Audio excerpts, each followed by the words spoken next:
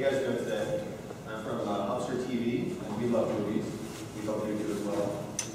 We think people love movies, and this clicker's not working. That's all right. There we go. All right. So people love movies. They love vlogging, they love sharing, and they love watching. What people don't love are searching. So currently, if you use, for example, Netflix and iTunes and Amazon, all of your movies are split among all these different providers. 5 here, 2 there, 3 there. People don't like searching for this content. People also don't like overpaying for things. They don't like overpaying for anything, let alone movies. So content can be $1 here, $2 here, $3 here. There may even be a free provider that you have no idea about. Crackle is one of them. Many people don't even know they exist. People also like forgetting things. Forgetting what movies you like, what movies you've seen, and what actors in this movie, what chase scene used this car, what this was in there. Things that allow you to watch things that are easily remembered, you tend to forget. So since people don't like these, we've done some research. We found that on average, 76% of people find that they search for movies for 6 minutes before they actually find what they want to watch. I'm sure many of you have experienced this. And then by the time you get to watch it, you're like, all right, I really don't want to pay for this. It's not even worth it anymore. We also found that 83% of people feel that they overpay for content. It's very difficult to quantify that, of course, but we found that many people believe that they're overpaying for content because they don't know where it is. We also found that 90% of people forget things about movies, random things that can be easily remembered if you wrote it down, but otherwise you forget where this movie is. We've already been through that, right? So since people don't like these things, we build a service that allows you to search all these providers and more coming. We allow you to compare prices instantly. So you search for a movie, and we tell you it's $3 here, $2 here. If you have a Netflix subscription, it's free for you, but not for you. We also allow you to organize that content into channels. And channels they have a bad connotation now because cable providers make you pay an arm and a leg to have content. But realistically, channels are lists of movies. They are just anything from a channel to keep the kids quiet, a date movie channel that's private between you and your significant other, or anything under the sun. Hubster did all of this because Hubster loves movies. Now we'll get into a little demo of the product. If I can get to a web browser time. There you go. So, this is Hubster. It essentially is... No, you cannot see. That is correct. It looks really nice in this laptop, I promise.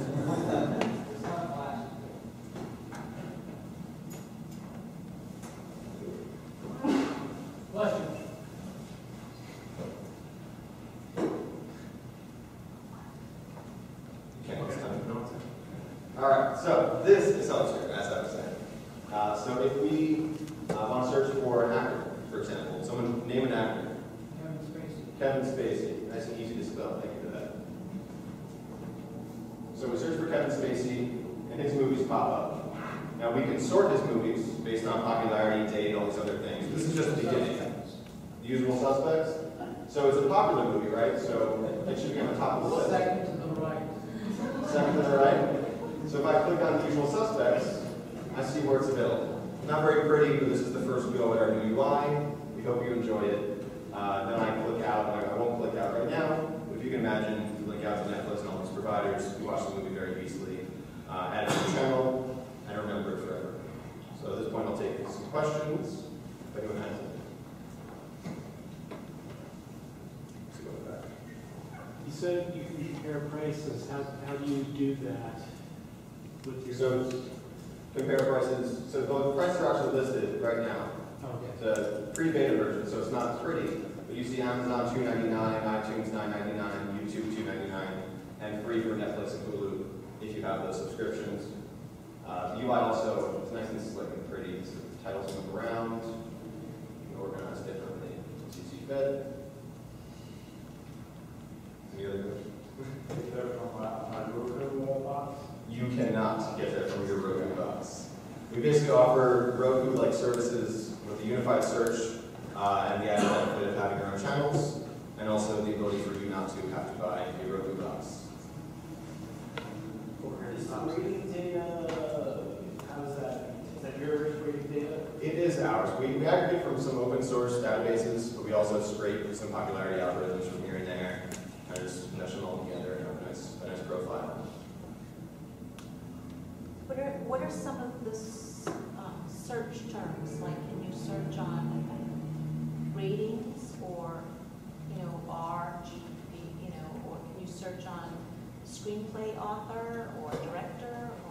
So that's a good question. Right now, you can search by movie title and actor, but the search terms are actually unlimited because they're limited by only the amount of channels that are on the network. So if 50,000 people have the same channel of favorite plot twists of 2012, then when you search plot twists, that channel might show up. Or if you search for Buick, the Buick channel might show up, but it's not a Buick channel, it's basically a channel of car reviews from Top Gear and chase scenes from this and that and the other thing. So it'll really be driven by what people build, but we also have a team of curators who are building those search terms in, so that you can search for basically anything under the sun. What's your planned monetization model? We have 3 monetization models. Our first is in effect already. We have contracts with Netflix, iTunes, Amazon, Hulu, Vudu, YouTube, and Crackle, which is free, but at least they know that we're searching their site. Our next model would be selling these analytics. So we have competitive analytics, and we can tell Netflix that 30,000 of their subscribers are searching for this movie. 10,000 of them are going to iTunes, 10,000 are going here and there. That's probably a movie they should buy. We can even tell them the demographic of those specific people watching that movie, and then they can decide on their own whether they want that demographic. The third would be sponsored channels. So for example, Buick, I don't know why I'm using Buick, because there aren't very many chase scenes, it's not a very fast car. But we can go to Buick or Jaguar and these different companies, and companies like Coca-Cola, for example, have tons of product placement. So if you search Coca-Cola, you'll see every movie that had product placement with Coke. To them, it's segmented marketing because you're searching for their brand and they want to know who's searching for their brand. But to you, it's a really cool way to find movies. You can search for anything. So you can find free plot twists with a Jaguar chase scene if you really wanted. I don't know why you want to search that, but you could. So those are basically the 3 profit models. Any plans to index other content types like music or books? Music we're staying away from.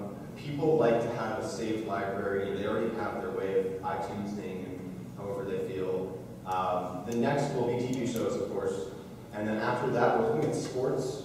Sports will be more difficult than the rest because that's really where these cable companies make their bread and butter. So as the cable cutters cut more cable and we can draw more people towards this VOD and make it easy for you to watch content, we'll be able to, for example, monitor what you're watching and tell you you're using Hulu, you're not using Netflix, keep this account, ditch this subscription, and as we develop into our second generation of a company, we'll be able to give you a $35 package with all these different bundles. If we buy in bulk, we can get a discount, we can relay that discount to you. So instead of paying $150 for cable, you'll pay $50 and use everything instead of paying $150 and using half of it. Competition? Verizon, Udemy, but it's only half my knowledge. I don't really have a website. It's a relatively new value proposition. It's a really segmented market, so we definitely see a lot of new entrants coming in. Plizzy.com, Fanhattan, there are some people who are doing this. None of them have a customizable experience though. If you go to their sites, the first time is the same as going to their sites the 10th and 12th time. You can't save content, you can't see what your other people are watching. We're really trying to build a social aspect into it without becoming gimmicky. And we're not forcing you to share what you're watching on Facebook or any of that.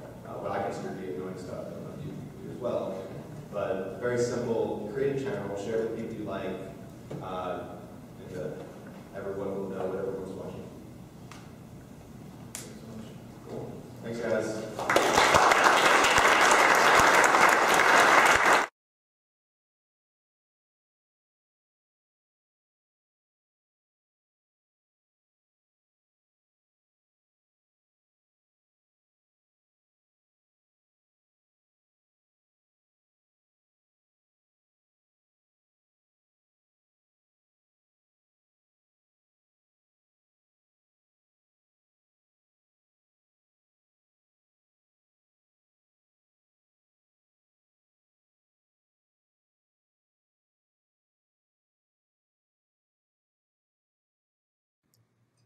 Join Boston New Technology Meetup. Sponsor an event or a venue. Present your idea and attend to network with Boston's brightest.